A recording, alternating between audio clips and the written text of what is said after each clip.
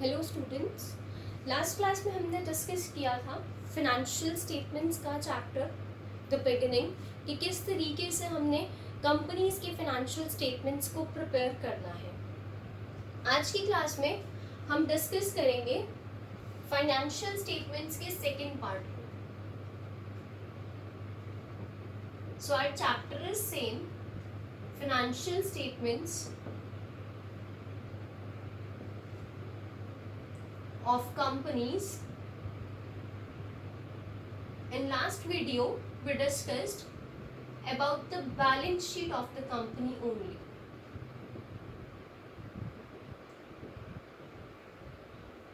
And in this video we are going to discuss statement of profit and loss.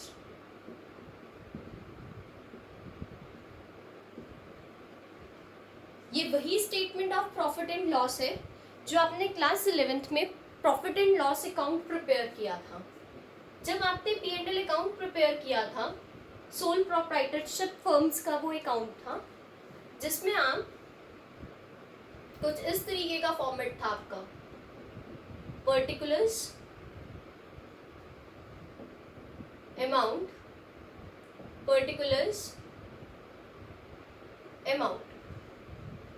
Debit side पर आप अपने सारे expenses को लिखते थे और क्रेडिट साइड पर आप अपनी सारी इनकम्स को लिखते थे। और यहाँ पर मैचिंग कॉन्सेप्ट फॉलो होता था कि एक्सपेंसेस को इनकम्स के साथ मैच किया जाता था। एक्सपेंसेस अगर हमारे एक्सीड करते हैं, इनकम्स हमारी कम रहती हैं, तो कंपनी नेट प्रॉफिट अर्न करती है। P&L अकाउंट क्यों प्रिपेयर करते थे हम? In order to calculate net profit and net loss of the company. तो अगर हमारे एक्सपेंसेस ज्यादा हैं और हमारी इनकम कम है तो कंपनी क्या अर्न कर रही है? एक्सपेंसेस ज्यादा हैं और इनकम कम है तो कंपनी अर्न कर रही है, खर्चे ज्यादा हो रहे हैं कंपनी के, पैसा उतना आ नहीं रहा जितना बिजनेस से जा रहा है, तो कंपनी तो लॉस में जाएगी। अगर कंपनी के एक्सपेंसेस कम है और कंपनी की इनकम है ज्यादा, तो कंपनी क्या अर्न करती है? Net profit. सेम यही चीज हम कंपनीज की स्टेटमेंट ऑफ P&L जब प्रिपेयर करते हैं, फॉर्मेट आपका सेम यही है कि आपने मैचिंग कॉन्सेप्ट ही फॉलो करना है, यानी कि एक्सपेंसेस और रेवेन्यू को ही मैच करना है। बट जब आप इस तरीके से प्रिपेयर करते थे ना हॉरिजॉन्टल फॉर्मेट, अब आप इसी हॉरिजॉन्टल फॉर्मेट को छोड़कर आप लोग प्रिपेयर करोगे इसी स्टेटमेंट को वर्टिकल फॉर्मेट में। वो वर्टिकल फॉर्मेट जो आपको part 2 of schedule 3 of Indian companies act 2013 में दिया हुआ है। इंडियन कंपनीज एक्ट 2013 के फर्स्ट पार्ट में जो हमने पिछली बार फॉर्मेट पढ़ा था शेड्यूल 3 के अंडर, वो फॉर्मेट था आपका बैलेंस शीट का।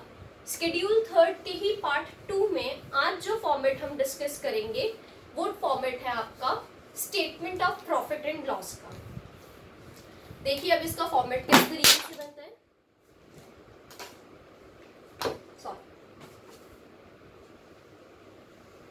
इसमें सबसे पहले आते हैं कॉलम ऑफ पर्टिकुलर्स,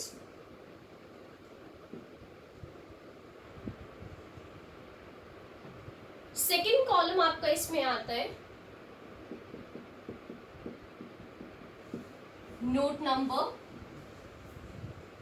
ये कॉलम वो होता है जो आप पीछे वर्किंग नोट्स बनाते हो 1 2 3 4 5, तो आप यहाँ पर उनके सीरीज लिखते जाते हो कि कौन सा नोट आपने किस कॉलम में प्रिपेयर किया है। उसके बाद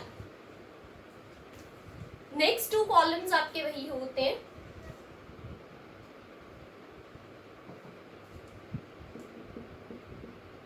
figures for previous reporting period, यानी कि प्रीवियस ईयर की फिगर्स आपकी आ जाएंगी, and figures of current reporting period. Current reporting period के आपके फिगर्स इस साइड पर आएंगी। अब स्टार्ट करते हैं फॉर्मेट। फॉर्मेट में आपका सबसे पहली जो चीज आती है पर्टिकुलर्स में, that is revenue from operations.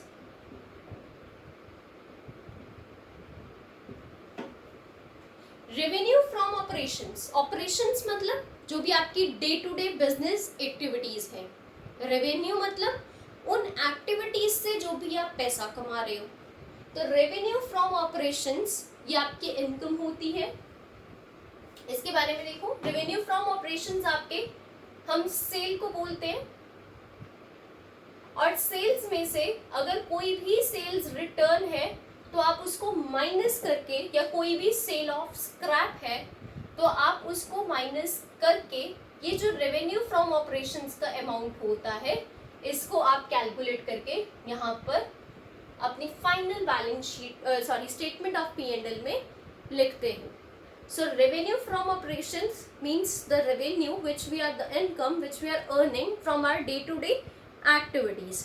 तो जो भी आपका सेल का अमाउंट होगा, जैसे आप लास्ट ईयर जब आप ट्रेडिंग अकाउंट बनाते थे तो आप क्रेडिट साइड पर सेल्स में से सेल्स रिटर्न या कोई भी स्क्रैप आपने सेल किया होता था, स्क्रैप मीन्स द वेस्टेज, कोई भी आपने चीज सेल की होती थी वो आप मेन सेल के अमाउंट में से माइनस करके आप वहां पर लिख देते थे।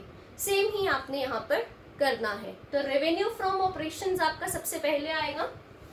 उसके बाद सेकेंड पॉइंट जो हमारा इसमें आता है दैट इज अदर रेवेन्यूज या अदर इनकम्स। इस इनकम की, इस सेल के इनकम के अलावा अगर आपको कोई भी इनकम होती है तो आप उस इनकम को यहाँ पर शो करोगे, यहाँ पर लिखोगे। यहाँ से आपके पास जो थर्ड चीज आएगी दैट इज टोटल रेवेन्यू। ये टोटल रेवेन्यू कैसे आया? फर्स्ट कॉलम को सेकंड कॉलम में प्लस करके, यानी कि अपनी इनकम को टोटल करके आपके पास आ गया टोटल रेवेन्यू। अब इस अदर इनकम में और कौन कौन सी इनकम आ सकती हैं? इसमें आपकी इंटरेस्ट इनकम आता है, इसमें आपका डिविडेंड इनकम आता है। अगर आप कोई भी इन्वेस्टमेंट सेल कर रहे हो तो उस इन्वेस्टमेंट को सेल करने के ऊपर अगर आपका कोई प्रॉफिट हो रहा है तो वो प्रॉफिट यहाँ पर आता है। और अगर कोई भी इनकम आपको क्वेश्चन में रेंट रिसीव, कमीशन रिसीव, इस तरीके की कोई भी इनकम आपको गिवन है, डिस्काउंट रिसीव, तो वो आपकी जितनी भी रिसीव्ड इनकम्स होती हैं या कोई मिसलेनियस इनकम्स है वो सब आपकी यहाँ पर आ जाएंगी। इस रेवेन्यू फ्रॉम ऑपरेशन में ये इनकम ऐड हो जाएगी तो आपका टोटल रेवेन्यू आ जाएगा। जब आपका ये टोटल रेवेन्यू का कॉलम हो जाता है, इसके बाद हम नेक्स्ट हमारे पास जो आइटम आती है इसमें वो आते हैं आपके एक्सपेंसेस। एक्सपेंसेस में जो सबसे पहला एक्सपेंस हमारे पास आता है वो हमारे आता है cost of materials consumed. Cost of material consumed क्या होता है? जितना भी अगर कोई मैन्युफैक्चरिंग कंसर्न है तो अपने लिए रॉ मटेरियल खरीदेगा, वो रॉ मटेरियल वो कितना यूज कर रहा है। मान लो आपने दो टर्म्स पढ़ी थी जब आपने ट्रेडिंग अकाउंट प्रिपेयर किया था। एक आपका होता था ओपनिंग स्टॉक, एक आपका होता था क्लोजिंग स्टॉक। जो साल की बिगिनिंग में आपके पास पिछले साल का स्टॉक पड़ा हुआ है, लास्ट ईयर का जो क्लोजिंग था वो इस ईयर का क्या हो जाएगा? Opening stock. तो जो आपके पास पहले से पड़ा है जब आपका साल शुरू हुआ है उसमें आपके पास पहले से कुछ अगर स्टॉक पड़ा है तो वो आपका ओपनिंग स्टॉक होगा। अगर उसी ईयर में आप कुछ और परचेजेस कर रहे हो उसी स्टॉक में, तो वो उस स्टॉक में आकर जुड़ जाएंगी, आपका स्टॉक और ज्यादा बढ़ जाएगा। यहां पर अमाउंट ऐड होकर आ जाएगा। जो अमाउंट आपके पास बच जाएगा वो आपका होगा क्लोजिंग स्टॉक। उसको आप उस अमाउंट में से माइनस कर दोगे कि अब मेरे पास एंड ऑफ द ईयर यानी कि 31 मार्च ऑफ द ईयर इतना स्टॉक मेरे पास बच गया है। तो ये आपका क्या निकल जाएगा, कॉस्ट ऑफ मटेरियल्स कंज्यूम्ड की वैल्यू, कि एक फाइनेंशियल ईयर में आपने कितने मटेरियल्स को कंज्यूम किए। ओपनिंग स्टॉक में आप परचेजेस के अमाउंट को ऐड कर दोगे, लेस कर दोगे क्लोजिंग स्टॉक को, तो आपका निकल जाएगा कॉस्ट ऑफ मटेरियल कंज्यूम्ड। तो ये आप अमाउंट यहाँ पर लिखोगे। उसके बाद अगर किसी भी तरह की कोई भी परचेजेस है, मान लो कोई परचेज आपने स्टॉक इन ट्रेड, मैंने लास्ट टाइम भी बताया था कि दो तरह के बिजनेसेस होते हैं, एक ट्रेडिंग कंसर्न्स होते हैं, एक मैन्युफैक्चरिंग कंसर्न्स होते हैं। मैन्युफैक्चरिंग कंसर्न्स कौन से होते हैं, जो अपना रॉ मटेरियल खरीदते हैं, खुद ही प्रोडक्शन करते हैं, खुद ही वर्क इन प्रोग्रेस के प्रोसेस में जाते हैं और फिनिश्ड गुड्स तैयार कर लेते हैं। पूरा प्रोडक्शन का काम वो खुद कर रहे हैं, तो वो आपके क्या हो जाते हैं, मैन्युफैक्चरिंग कंसर्न्स। और ट्रेडिंग कंसर्न्स कौन से होते हैं, जिन्होंने सामान खरीदा, बना बनाया प्रोडक्ट खरीदा और आगे फर्दर सेल कर दिया वही finished product as it is, वो होता है आपका स्टॉक इन ट्रेड। तो आप बहुत तरह का मटेरियल परचेज कर सकते हो, आप रॉ मटेरियल भी परचेज कर सकते हो, आप स्टॉक इन ट्रेड भी परचेज कर सकते हो। एक चीज आती है आपकी change in inventories. Change in inventories का मतलब क्या है, इन्वेंट्रीज में अगर किसी भी तरह का कोई चेंज हुआ है, यानी कि आपके स्टॉक में ओपनिंग कितना था और परचेजेस करी कितना आया, क्लोजिंग कितना बच गया, तो जो ये चेंजेस आ रहे हैं ये आपके आते हैं चेंज इन इन्वेंट्रीज। ये जो चेंजेस होते हैं ये इन्वेंट्रीज ऑफ फिनिश्ड गुड्स में भी आ सकते हैं। अगर आपकी वर्क इन प्रोग्रेस है, WIP लिख रही हूं मैं, work in progress, so work in progress is opening work in progress minus closing work in progress. और इसी तरीके से ये आपका स्टॉक इन ट्रेड में भी हो सकता है। जो चेंज इन इन्वेंट्रीज है ये स्टॉक इन ट्रेड में भी हो सकता है, वही ओपनिंग में परचेजेस ऐड किया और लेस कर दिया क्लोजिंग स्टॉक। इसके बाद जो अगला एक्सपेंस बिजनेस के पास आता है वो होते हैं आपके एम्प्लॉय बेनिफिट एक्सपेंसेस। नाम से ही पता चल रहा है वो सारे के सारे खर्चे जो सिर्फ और सिर्फ आपके एम्प्लॉयज के फायदे के लिए कंपनी कर रही है। सबसे पहला खर्चा आपके एम्प्लॉयज के लिए कंपनी जो करती है, वो कंपनी क्या करती है, कंपनी आप एम्प्लॉयज को सैलरी देती है। जो लेबर क्लास होते हैं उनको वेजेस मिलते हैं, बोनसेस मिलते हैं, ठीक है। जैसे कोई फेस्टिव आ गया या कंपनी को सरप्लस प्रॉफिट हुआ है तो कंपनी बोनस प्रोवाइड करती है, लीव एंड कैशमेंट्स मिलते हैं, प्रोविडेंट फंड में पैसा डाला जाता है, ग्रेट्युटी का पैसा आपको रिटायरमेंट के टाइम पर मिलता है, स्टाफ वेलफेयर एक्सपेंसेस होते हैं, बहुत तरह के मेडिकल एक्सपेंस दिया जाता है, हाउस रेंट अलाउंस दिया जाता है, लीव ट्रेवल कंसेशंस दिए जाते हैं। तो वो सारे खर्चे जो कंपनी अपने एम्प्लॉयज के लिए कर रहे हैं वो भी तो कंपनी के लिए तो खर्चे हैं। बेनिफिट किसके लिए है, एम्प्लॉयज के लिए, बट कंपनी के लिए क्या है, एक्सपेंस। तो कंपनी किस में डाल देगी, अपने एक्सपेंसेस में। इसके बाद नेक्स्ट आता है फाइनेंस कॉस्ट। कॉस्ट आ गया, नाम से पता चल रहा है अगेन कंपनी के लिए क्या है, खर्चा। फाइनेंस कॉस्ट में क्या आता है, जितने भी आपके इंटरेस्ट के खर्चे हैं, जितनी आपने बोरिंग्स कर रखी हैं उन सब बोरिंग्स के ऊपर आप इंटरेस्ट पे करोगे, राइट। डिवेंचर्स हैं, डिवेंचर्स के ऊपर इंटरेस्ट पे करोगे, कंपनी के लिए खर्चा। कोई किसी बैंक से, किसी फाइनेंशियल इंस्टीट्यूशन से कोई टर्म लोन लिया हुआ है या कोई भी और बॉन्ड्स वगैरह आपने खरीदे हुए हैं, तो उनके ऊपर जितने भी आपको इंटरेस्ट पे करना है कंपनी के लिए, ये सब किस में आते हैं, फाइनेंस कॉस्ट में। और कंपनी के लिए क्या होते हैं, एक्सपेंसेस होते हैं। तो ये सब एक्सपेंसेस जो है वो कंपनी अपने ऐड करती जाएगी, इकट्ठा ऐड करती जाएगी। इसमें आपके इंटरेस्ट कॉस्ट के साथ साथ, यानी कि इंटरेस्ट के खर्चों के साथ साथ कुछ बोरोइंग कॉस्ट भी आती है। जब आपने कुछ चीजें बोरो की है तो उनके ऊपर भी कुछ खर्चे होंगे।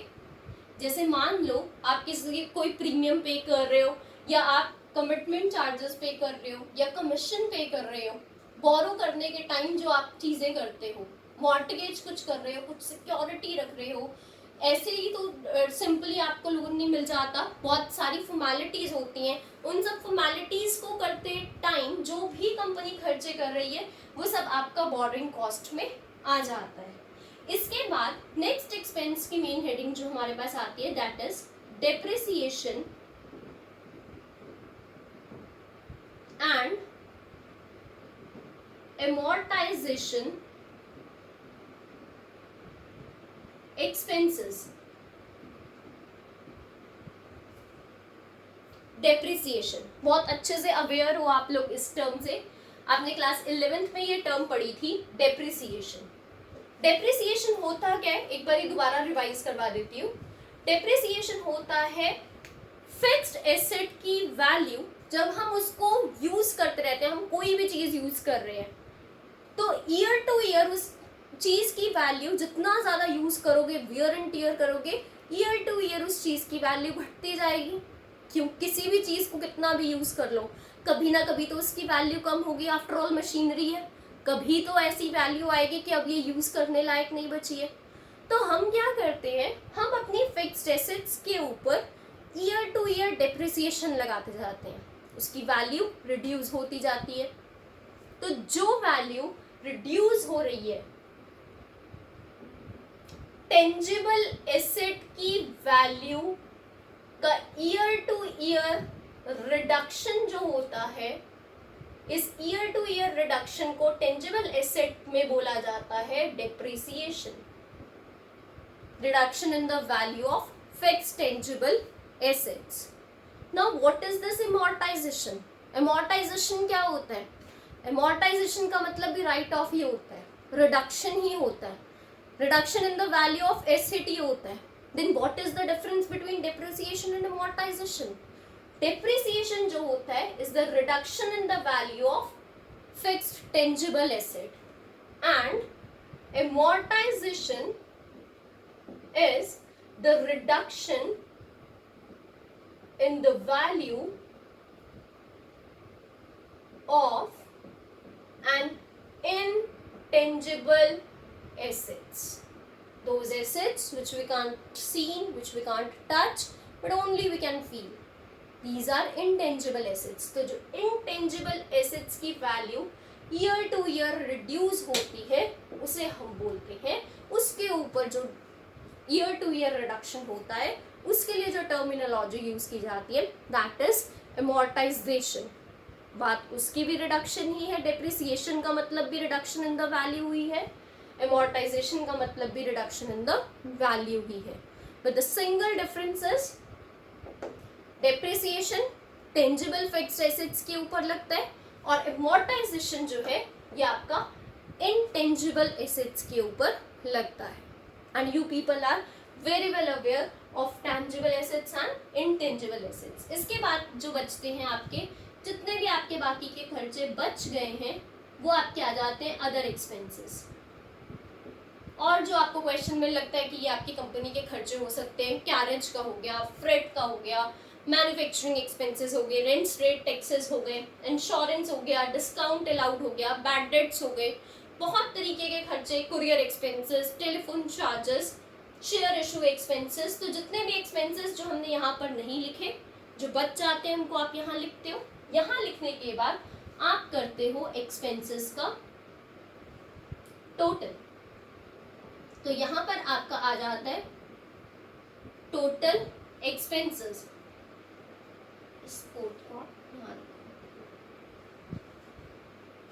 तो यहां पर आपने कर लिया एक्सपेंसेस का टोटल।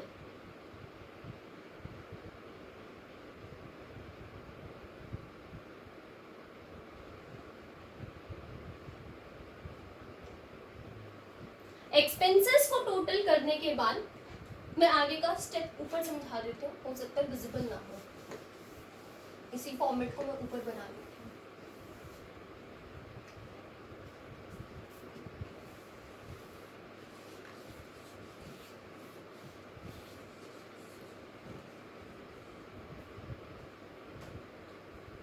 तो टोटल रेवेन्यू आ गया, टोटल एक्सपेंस आ गया। जब हम रेवेन्यू में से एक्सपेंस डिडक्ट करते हैं तो हमारे पास क्या आता है, एक्सपेंसेस और रेवेन्यू को जब हम माइनस करते हैं तो हमारे पास आता है प्रॉफिट। तो अब क्या वैल्यू आ जाएगी आपकी, प्रॉफिट बिफोर टैक्स। कैसे आई ये वैल्यू, थर्ड -4। जब आपने अपने टोटल रेवेन्यू को टोटल एक्सपेंसेस में से डिडक्ट कर दिया तो आपके पास आ गई वैल्यू प्रॉफिट बिफोर टैक्स। अब इस प्रॉफिट बिफोर टैक्स में से हम लेस कर देंगे यहां पर टैक्स। ये टैक्स रेट आपको क्वेश्चन में गिवन होंगे, जितना भी आपको टैक्स बोला होगा वो आपको इसी प्रॉफिट की वैल्यू के ऊपर कैलकुलेट करना है। मान लो यहाँ पर वैल्यू आ रही है 10 लाख, आपको उधर प्रॉफिट बोला हुआ है, सॉरी टैक्स बोला हुआ है कि आपको टैक्स जो है वो 50% लेस करना है। तो 10 लाख का 50% कैलकुलेट करके जो वैल्यू आपके पास आएगी वो वैल्यू होगी आपकी प्रॉफिट आफ्टर टैक्स। ये आपका आंसर आ जाएगा। ठीक है, प्रॉफिट बिफोर टैक्स कैसे आया, आपने सबसे पहले रेवेन्यू फ्रॉम ऑपरेशंस लिखे, उसमें आपने अदर इनकम्स ऐड की, यहां से आपके पास टोटल रेवेन्यू आ गया। जितने कंपनी के खर्चे दिए हुए थे आपने सब खर्चों को टोटल किया, आपके टोटल एक्सपेंसेस आ गए। टोटल रेवेन्यू में से हम एक्सपेंस को माइनस कर देते हैं तो हमारे पास प्रॉफिट बिफोर टैक्स आ जाता है। इसमें से आप टैक्स का अमाउंट रिड्यूस कर देते हो तो आपके पास अमाउंट आ जाता है profit after tax. And for calculating this amount, we prepare statement of profit and loss account. इसके बेसिस पर ही हम एक क्वेश्चन करते हैं।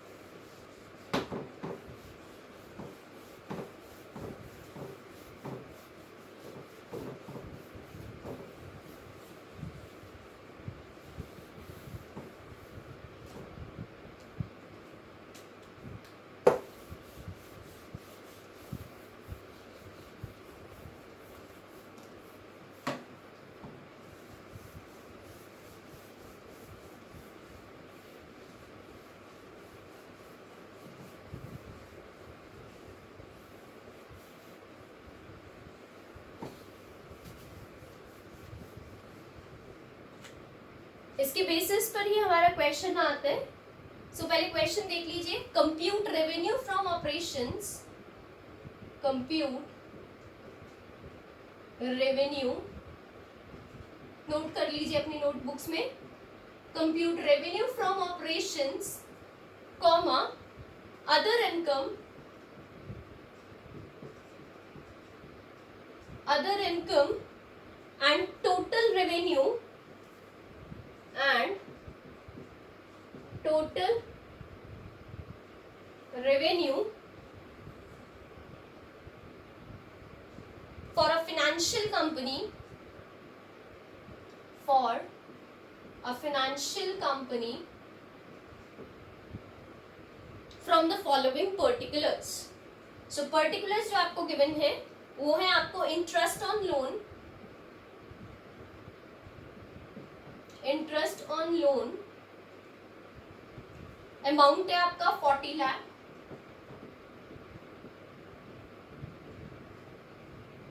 Next is fee receive for arranging loans, fee receive for arranging loans amount is 5 lakh. Miscellaneous income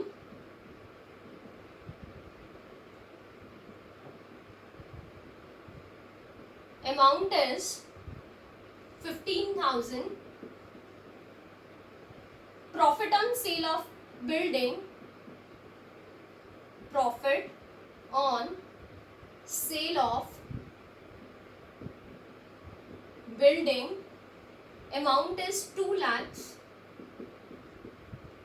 And the last figure is profit on sale of investments. Amount is 1,20,000. Calculate आपको क्या कर दे, revenue from operations calculate कर दे, other incomes आपको calculate करनी है। तो देखिए सबसे पहले आप फॉर्मेट बनाएंगे अपना स्टेटमेंट ऑफ P&L अकाउंट का format, particulars, note number, then आपके बाकी के दोनों कॉलम्स। बट आपको क्योंकि इसमें एक ही ईयर का डेटा दिया हुआ है तो आपका ये कॉलम आपकी मिड कैलकुलेशन का हो जाएगा, वो आपका आउटर कॉलम आपकी मेन वैल्यूज के लिए हो जाएगा। अभी बताती हूँ कैसे करना है। सबसे पहले हमें क्वेश्चन में कैलकुलेट करने को बोला हुआ है रेवेन्यू फ्रॉम ऑपरेशंस। तो रेवेन्यू फ्रॉम ऑपरेशंस सबसे पहले आप कैलकुलेट करोगे। अब देखिए रेवेन्यू फ्रॉम ऑपरेशंस के लिए आपको क्या क्या चीजें क्वेश्चन के अंदर दी हुई हैं। आपको इंटरेस्ट दिया हुआ है, ठीक है, आपको फीस दी हुई है लोन्स को अरेंज करने की, और आपको profit on sale of investment का अमाउंट दिया हुआ है। ये तीनों चीजें आपकी रेवेन्यू फ्रॉम ऑपरेशंस में आ जाएंगी। सबसे पहले interest on loan that is 40 lakh, inner column में लिखोगे बिकॉज आउटर कॉलम में हम फाइनल अमाउंट ही लिखेंगे जो भी हमारा आएगा। उसके बाद आपको इसमें दिया हुआ है फी received for arranging loans, loans को लेने के लिए जो भी आपने फी अरेंज की है that is 5 lakhs। And last is जो भी आपने इन्वेस्टमेंट अपनी सेल की है, profit on sale of investment. कौन सी एक्टिविटीज हैं ये? Day to day activities. Day to day activities से जो भी हम अर्न कर रहे हैं वो हमारा क्या होगा, रेवेन्यू फ्रॉम ऑपरेशंस। आप सोच रहे हो कि हमने यहाँ पर profit on sale of building क्यों नहीं लिया? इसलिए नहीं लिया क्योंकि बिल्डिंग हमारी फिक्स्ड एसेट है, रोज तो सेल होती नहीं है। इन्वेस्टमेंट तो हमारी इन्वेस्टमेंट्स तो हम खरीदते रहते हैं, मैच्योर होती रहती हैं या हम बेचते भी रहते हैं, लेकिन लोन्स हम अरेंज करते ही रहते हैं। अरेंज करते रहते हैं तो उनकी फीस भी हमें पे करनी होती है। एक लोन लेने के लिए बहुत सारी फीस आपको पे करनी होती है, बहुत सारे चार्जेस होते हैं, वो सब चार्जेस आप यहाँ पर पे कर रहे हो। आप लोन के ऊपर इंटरेस्ट, हमेशा लोन रीपेमेंट होता तो आपका लॉन्ग टर्म हो जाता, but day to day operation है, लोन के ऊपर इंटरेस्ट है, आता रहता है, तो वो आप ऐड कर दोगे। उसके बाद आपका profit on sale of investment का अमाउंट कितना है, 1,20,000। ऐड करके इसे आप आउटर कॉलम में डाल दो। 40 लाख प्लस 5 लाख 45 लाख, और 45 लाख प्लस 1,20,000, तो ये आपका हो जाएगा 46,20,000। उसके बाद सेकंड आपको इसमें कैलकुलेट करने को बोला हुआ है अदर इनकम। अदर इनकम के बाद आपको क्या बताना है, टोटल रेवेन्यू। तो पहले यहाँ पे अदर इनकम कैलकुलेट कर लो। अब बाकी इनकम कौन सी बच गई है आपकी, एक तो मिसलेनियस बची है, ये हो गया आपका, ये हो गया और ये हो गया। तो बाकी आपकी कौन सी रहेगी, मिसलेनियस इनकम रह गई है 15,000 की।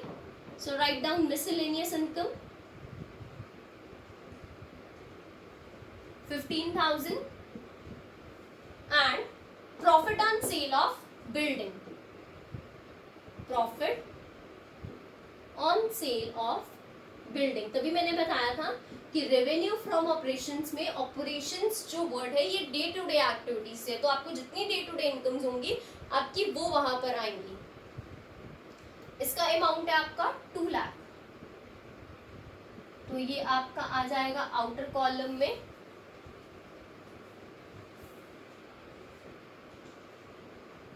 2,15,000।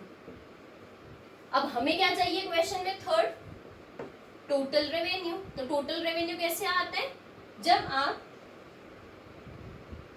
फर्स्ट को ऐड कर दोगे सेकंड में, यानी कि रेवेन्यू फ्रॉम ऑपरेशंस में आप अदर इनकम ऐड कर दोगे। रेवेन्यू फ्रॉम ऑपरेशंस है आपके 46,20,000 के और अदर इनकम्स आपकी आई है 2,15,000 की। तो ये आपका आ जाएगा total revenue 48,35,000, 48,35,000 is your answer. ये क्लियर हो गया सबको। उसके बाद नेक्स्ट क्वेश्चन देखो,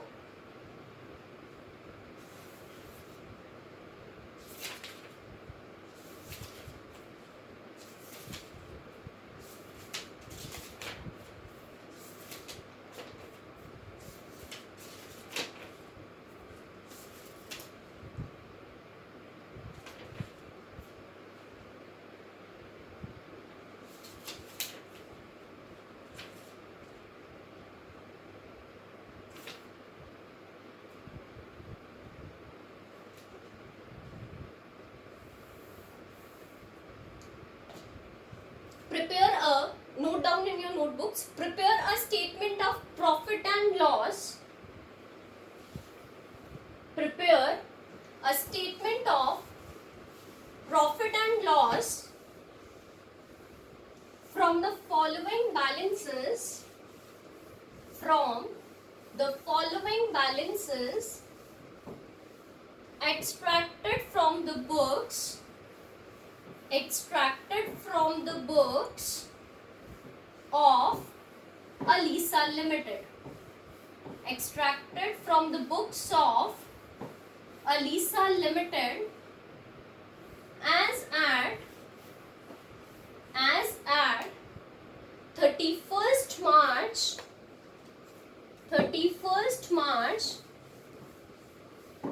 2017, as at 31st March 2017। अब देखिए इसमें आपको क्या क्या आइटम्स गिवन है एलिसा लिमिटेड की बुक में। सबसे पहले आपको गिवन है सेल्स, और सेल्स का अमाउंट आपको गिवन है 15 lakh,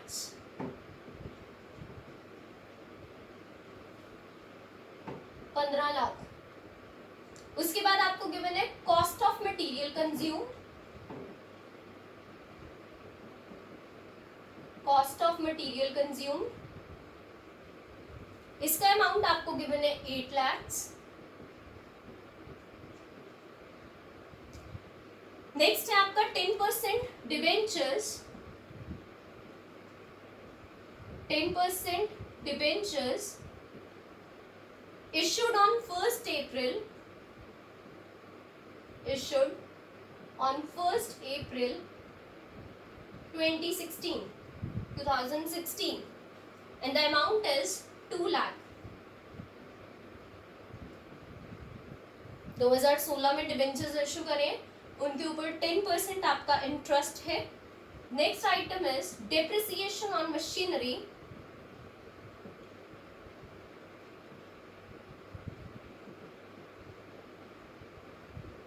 and the amount is 30,000।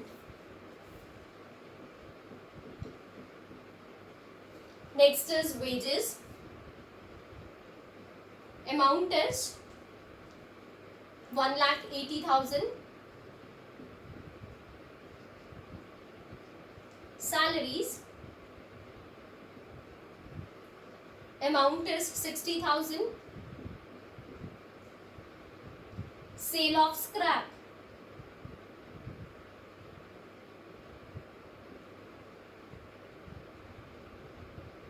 $10,000. आपको क्या प्रिपेयर करना है? आपको एलिसा लिमिटेड का statement of P and L prepare करना है, जो फॉर्मेट हमने अभी अभी पढ़ा है. तो देखिए सॉल्यूशन इस तरीके से बनाएंगे आप statement of P and L. पहले लिखेंगे Elisa limited statement of profit and loss for the year ended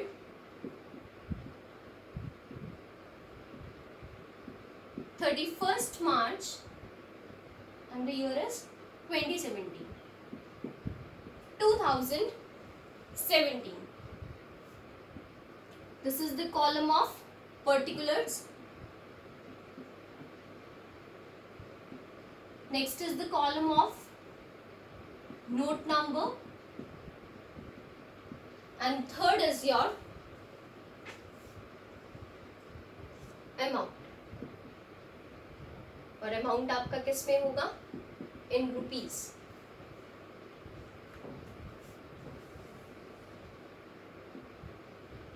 ये आपकी बनेगी statement of P and L account. और यहाँ पर आपके आ जाएंगे वर्किंग नोट्स भी आप बोल सकते हो, या आप बोल सकते हो नोट्स टू अकाउंट्स, बिकॉज जितनी भी आप एक्स्ट्रा कैलकुलेशन है वो आप बैलेंस शीट में ना करके आप नोट्स टू अकाउंट्स में करते हो और यहाँ पर नोट नंबर डाल के बस फाइनल अमाउंट लिखते हो.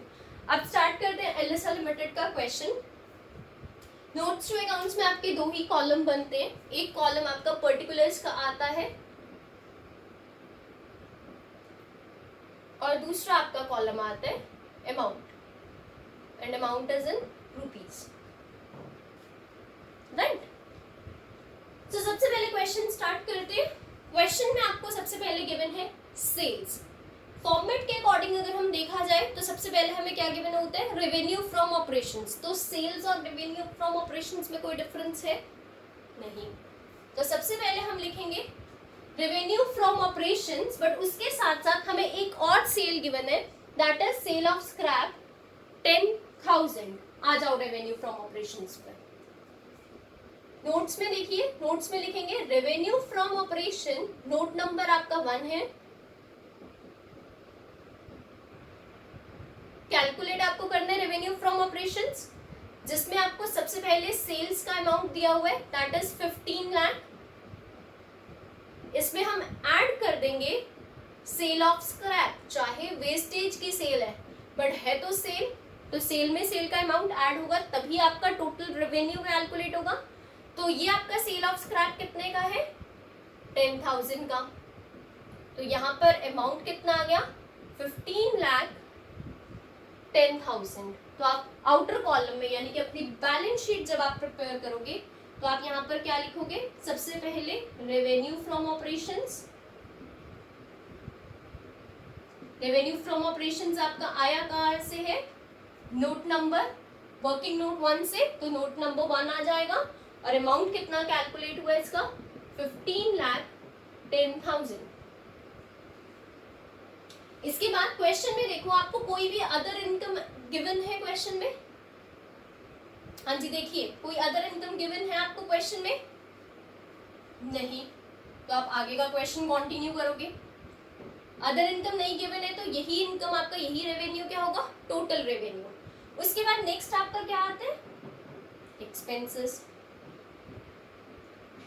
एक्सपेंसेस आपको इतने सारे गिवन है. एक्सपेंसेस में आपको जो सबसे पहला एक्सपेंस गिवन है that is cost of material consume. Cost of material consume आपको 8 लाख का गिवन है. कॉस्ट ऑफ मटेरियल कंज्यूम की वैल्यू 8 लाख है. तो इसमें आपका कुछ भी नहीं गिवन है. मतलब कुछ आपको ओपनिंग क्लोजिंग अलग से नहीं है, ये आपको कैलकुलेटेड अमाउंट गिवन है। तो कॉस्ट ऑफ मटेरियल कंज्यूम्ड में आप लिख दोगे डायरेक्ट अमाउंट, कोई नोट नहीं है इसका तो नोट नंबर को खाली छोड़ के डायरेक्ट आप अमाउंट लिख दोगे 8 लाख। इसके बाद आगे बढ़िए क्वेश्चन में आगे आपको दिया हुआ है डेप्रिसिएशन, बट हम इसके बाद कौन से एक्सपेंसेस लेते हैं, एम्प्लॉय बेनिफिट एक्सपेंसेस। आपको एम्प्लॉय बेनिफिट एक्सपेंसेस क्वेश्चन में दिए हुए हैं, फॉर्मेट के अकॉर्डिंग देखो तो हमें 2 एम्प्लॉय बेनिफिट एक्सपेंसेस यहाँ पर दिए हुए हैं, एक दिया हुआ है वेजेस, एक दिया हुआ है सैलरीज। तो आप यहाँ पर हेडिंग डालोगे एम्प्लॉय बेनिफिट एक्सपेंसेस। दोबारा से आ जाओ नोट्स टू अकाउंट्स के ऊपर, सेकंड नोट है आपका, हेडिंग है आपकी एम्प्लॉय बेनिफिट एक्सपेंसेस।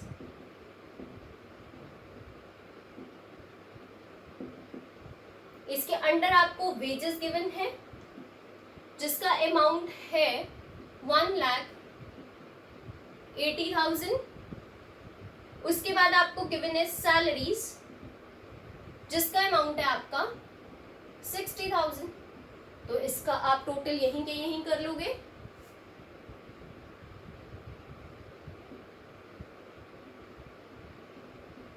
तो ये जो आपका अमाउंट है 2,40,000 का, ये आपका फाइनल स्टेटमेंट ऑफ P&L में एम्प्लॉय बेनिफिट एक्सपेंसेस के सामने आ जाएगा। एम्प्लॉय बेनिफिट एक्सपेंसेस के बाद आपकी नेक्स्ट कॉस्ट कौन सी आती है according to format, finance cost. Finance cost में आपको कुछ गिवन है, कोई एक्सपेंस इनमें से जो फिनेंस कॉस्ट में आता हो। मैंने आपको क्या बताया था, फिनेंस कॉस्ट में क्या होते हैं, बोरोइंग कॉस्ट आती है या आपके इंटरेस्ट एक्सपेंसेस आते हैं। तो हमें इंटरेस्ट से रिलेटेड कुछ गिवन है, अब आपको होगी यहाँ पर इंटरेस्ट से रिलेटेड कुछ लिखा ही नहीं हुआ। तो बेटा अगर आपको ये मेंशन है 10% डिबेंचर्स या प्रेफरेंस शेयर्स, प्रेफरेंस शेयर्स के आगे जो परसेंटेज लिखी होती है वो होता है उनका रेट ऑफ डिविडेंड। डिबेंचर्स के ऊपर क्योंकि हम इंटरेस्ट पे करते हैं तो उसके आगे जो परसेंटेज लिखी होगी वो होगा आपका इंटरेस्ट पेड। यानी कि ये जो डिबेंचर्स 2016 में आपने 2 लाख के इशू किए हैं, इन डिबेंचर्स के ऊपर आपने 10% इंटरेस्ट पे किया है। अब डिबेंचर्स का अमाउंट आपका कितना था, 2 लाख का। आ जाओ दोबारा से नोट्स टू अकाउंट्स, किस हेडिंग के अंडर बनाने जा रहे हो, फाइनेंस कॉस्ट।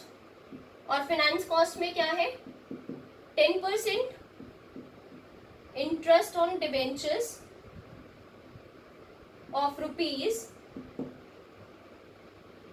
2 लाख। तो 2 लाख का 10% आप यहाँ पर कैलकुलेट कर लोगे तो कितना आ जाएगा, 20,000। अब ये 20,000 का अमाउंट आपका किस में आ जाएगा, आपकी फाइनेंस कॉस्ट में। अब कोई एक्सपेंस बचा है आपका, सेल हो गया, वेजेस हो गई, सैलरीज हो गई, इंटरेस्ट हो गया, कॉस्ट ऑफ मटेरियल कंज्यूम्ड हो गया, मेन सेल्स हो गई। आपका बच गया डेप्रिसिएशन ऑन मशीनरी। तो आप ये आपका कौन से हेड के अंदर आते हैं, depreciation and amortisation expenses. Amount of depreciation कितना है, 30,000। यहां से आपका क्या आ जाएगा, टोटल एक्सपेंसेस। एक आपका टोटल रेवेन्यू था जो कि आपका 15,10,000 का था, यहाँ से आपके टोटल एक्सपेंसेस आ जाएंगे 10,40,000, 10,60,000 और ये आपका आ जाएगा 10,90,000।